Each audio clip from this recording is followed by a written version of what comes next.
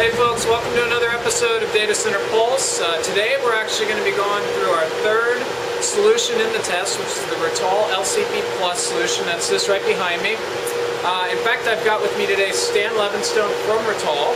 Welcome, Stan. Oh, Brian, thanks a lot. Yeah, he's going to give us an overview of the solution, talk about some of the interesting features, and then we'll go from there. So, welcome. Thanks a lot. Sure. So, let me just give you a quick overview of what we got here. Okay. This is Rittal's liquid cooling package plus. This is the unit here, we call it LCP Plus. And it's attached to a Rittal IT enclosure.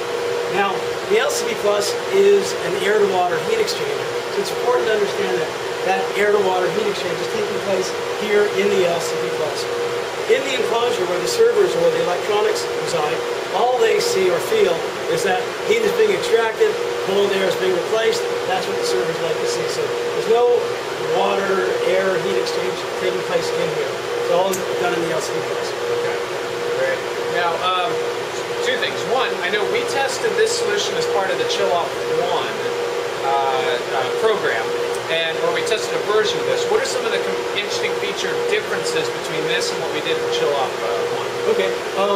Well, one of the main changes that was made to the LCP Plus is that we moved to electronically commutated fans, which are a lot more energy efficient. If you remember in Chill-Off 1, we had some fairly high fan energy requirements, and that was because of the older four-speed fans. With these EC fans, two things happen. They're a lot more energy efficient, so at full load, we're using about 5.5 amps. As well, at much lesser loads, well below our sweet spot, the EC fans are very efficient as well. So ranging from minimum load to full load, it's a very efficient system. Okay, right, and I think that's one of the key things that we learned from Chill-Off 1, and just with the amount that's going on in the industry right now is being able to dynamically respond to the loads, because sometimes we're not going to have the extreme density loads that these things are designed for, so how well do they respond? And it sounds like it can now get down to those lower medium density loads if needed, whether that be for a short-term basis or for future proofing of a particular space, that kind of thing. Exactly. So when you're buying this type of system, you want to look forward to the next few years. Right. So if your load expectations are 20 kilowatts down, you'll know that you're well within the range of performance. It's going to be very efficient. We're only going to cool as much as it needs to be cooled. Right. We're only going to use as much fan energy as is required. Okay. Let me just give you a quick overview of how it works. All of the variable features of the LCP Plus are monitored and managed, but there are two key features that we pre-program. Okay? One is the server inlet air temperature, and that's set to AAC ranges, server manufacturer requirements, or the user's energy efficiency goals. So we have three thermal sensors here, top, middle, and bottom, that measure the air temperature in the face of the servers. And then the LCP Plus is comparing the actual server space temperature to that set point.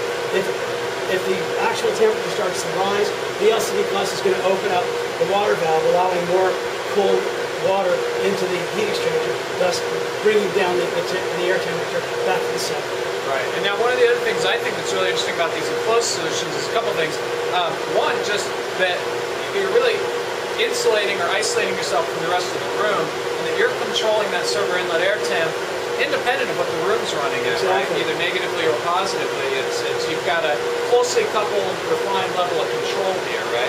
And that's a very good point, because the users are saying, data center managers are offering data center space to their users. Right. The users are saying, give me space, power, and cooling. Right. And with this system, we close couple the cooling to their specific requirements. So it's not dependent on what's happening elsewhere in the data center. This user says, give me this type of cooling, we're going to give it to them. Right. So it's very, very specific to the application that the user is calling for. Right. And then in the spirit of that, one of the last things is, it sounds like this solution is very flexible in that in terms of using this across one rack, two racks, the loads are going to be a little lower. Exactly. And then I think even to go to full N+1 configuration with this is fairly straightforward, right? It is, because the LCP Plus is a separate unit, so you can couple it to a single rack or build out a whole row of LCP Plus to enclosure, the LC Plus enclosure.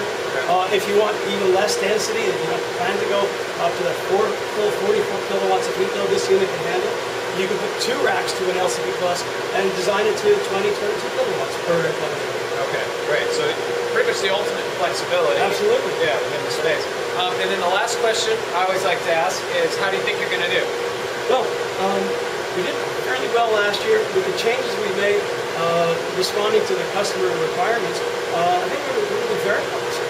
Great. This product is moving along with what the market is calling for. Great.